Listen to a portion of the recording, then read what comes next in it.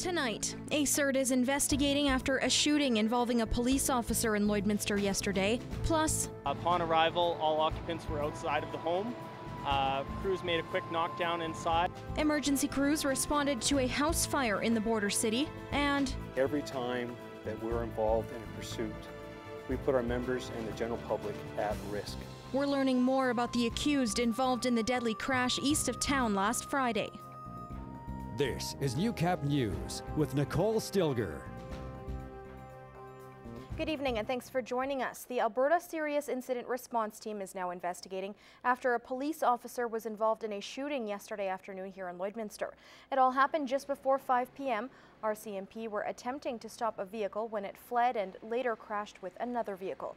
Two suspects then fled on foot. One was arrested a short time later. Police fired shots at the second suspect, who sustained serious injuries and was taken to hospital. The other person involved in the crash was also taken to hospital with serious but non-life-threatening injuries. Police are not releasing any more information as the investigation is ongoing.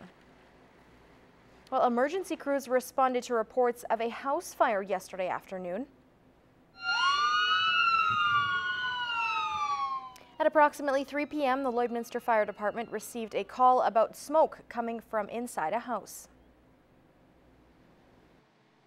Upon arrival, all occupants were outside of the home. Crews made a quick knockdown inside, and the fire was contained to the area of origin. At this time, the fire remains under investigation. There have been no injuries reported at this time. The cause is under investigation. The Lloydminster community is honoring those who give a part of themselves to help others. Wednesday evening, a memorial plaque for organ donors and their families was unveiled outside the hospital's front entrance. A project 2 years in the making, the plaque reminds hospital visitors that organ and tissue donations are successful in Canada. Just for the community as they come to the hospital, maybe for a simple thing, maybe for a visit, maybe for a very sad time, they might just have a look at that and start the conversation at home. Crelo Lorenz adds the plaque is also important to those who are donor recipients. I know who my donor is, it was my brother, but many people who are recipients will never know who their donor was, and at least this tells them that that person will be honored every time somebody walks into the Lloydminster Hospital. More than 700 Albertans are currently waiting for an organ donor. Well, for many people, the term burlesque may only be associated with exotic dancing. However, it's seen a surge in popularity over the past decade as an alternative route to improved fitness. Josh Ryan looks at how those moves can be healthy for the hips and the head in this week's Healthy Living.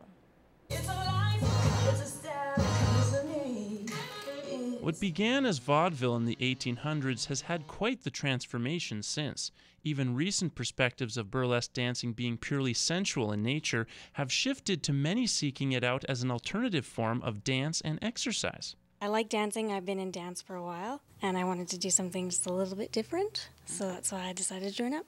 Part of burlesque's appeal is that it's low impact and gives you a full body workout. 45-minute to hour-long regimens provide cardiovascular activity, and the specific movements are excellent for flexibility and fine motor control, all of which are done through meticulous training. You're doing a lot of the same movements as you would when you're doing, like, say, Zumba or something else, but it's not quite as fast. Women often seek out burlesque because of the camaraderie they develop with classmates. Every time we come in, it's always a good atmosphere, and it's really fun to learn the new dances. And the mental health benefits are certainly there as well, with participants enjoying increased self-confidence from the progression of their fitness levels as well as their mastery of the dance moves. This class has definitely boosted my confidence a lot. It's very fun and energetic. Josh Ryan, Newcap News. Well, you may not want to think about it, but winter is right around the corner, and it's time to get your car ready for that first big dump of snow. Dan Campo explains that when it comes to getting your car ready for winter, it's all about keeping up with regular scheduled maintenance. One good thing to remember would be your washer fluid. That's often overlooked.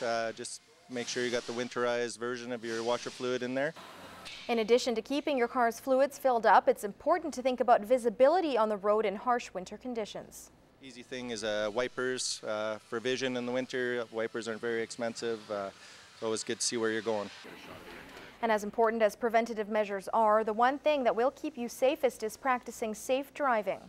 I think it's just a matter of being careful once winter comes, following too close. We just get used to driving the way the dry conditions are, and once the snow and slush starts to happen, I think it's just important to realize that things are slippery out there and just to be careful.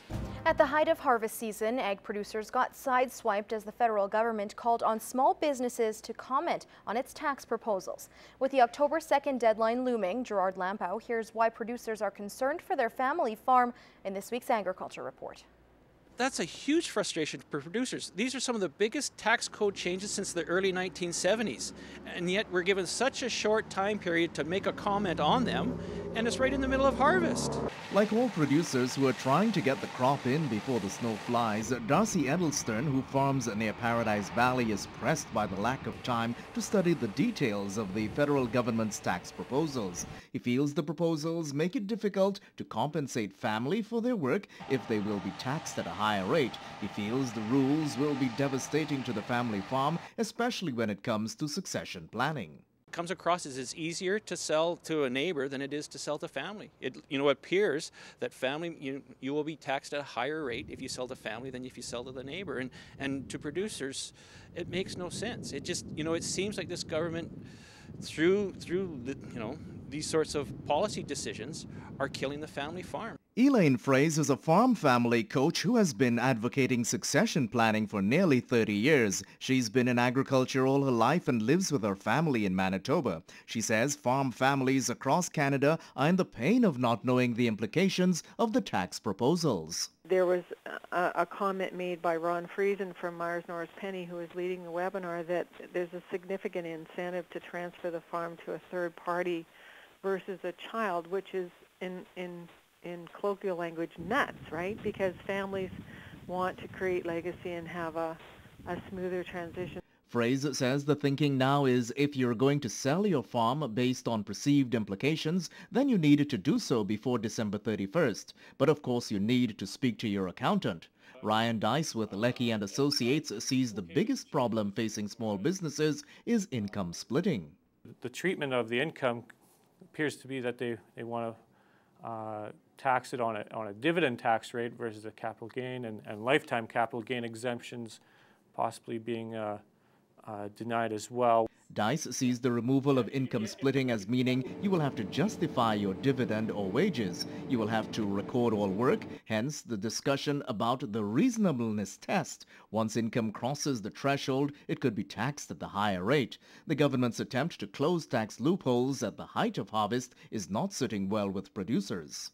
They can try to float it as it is, but it is killing the family farm. It's making it harder for family members to be interested. How can I get my the next generation interested if you can't pay them, or pay them at such a high tax rate there's no incentive for them to stay on the farm? Gerard Lampow, Newcap News.